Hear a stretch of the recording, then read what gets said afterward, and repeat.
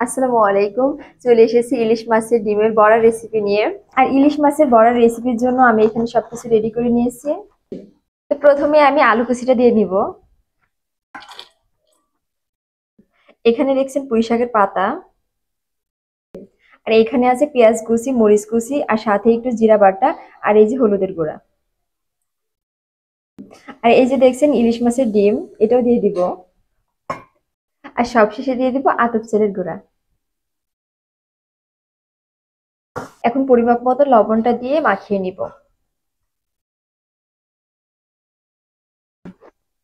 এভাবে কিছুক্ষণ ভালো করে মাখিয়ে নিতে হবে। দেখেন মাখানো প্রায় শেষের দিকে।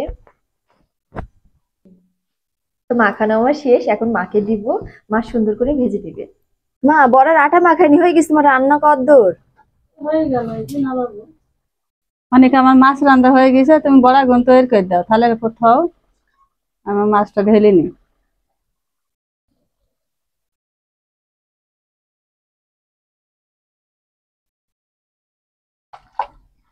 জিরে ভেজে দিতে হবে একটু।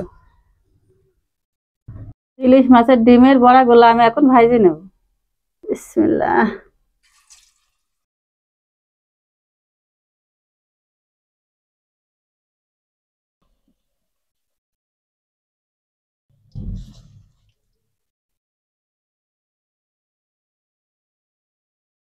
বড়া গুলো এক পিঠ হয়ে গেছে, এখন আমি উল্টে দেবো।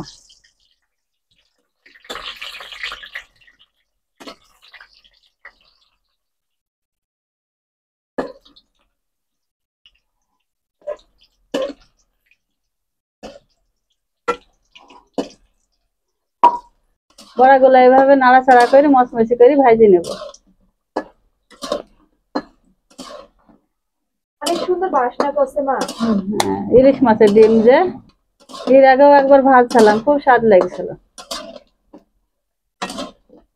প্রথম খোলার বড়া গুলো আমার ভাজা হয়ে গেছে, এখন উঠে নেব।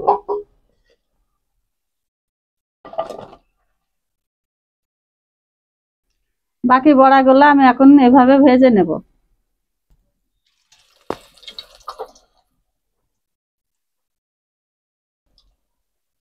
ইলিশ মাছের ডিমের বড়া গরম ভাতের সাথে কিন্তু খুব স্বাদ লাগে।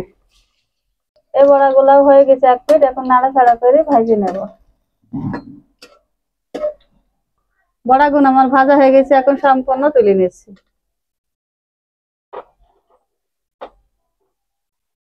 তো আমার মায়ের রান্না বান্না শেষ হয়ে গেছে, তো এখন খাওয়ার জন্য বসে পড়েছি সবাই। তো ইলিশ মাছের ডিমের বড়া দিয়ে গরম গরম ভাত কিন্তু সেই মজা লাগে। তো এখন খেয়ে দেখি।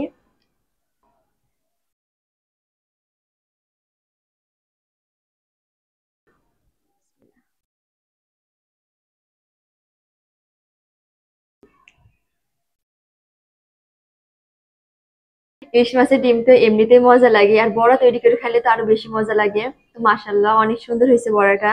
বাবু মাছ না দেখো, মাছ রান্না। আর মা এখানে সিলভার মাছ রান্না করেছে। আর সিলভার মাছের মাথা আমি পছন্দ করি অনেক।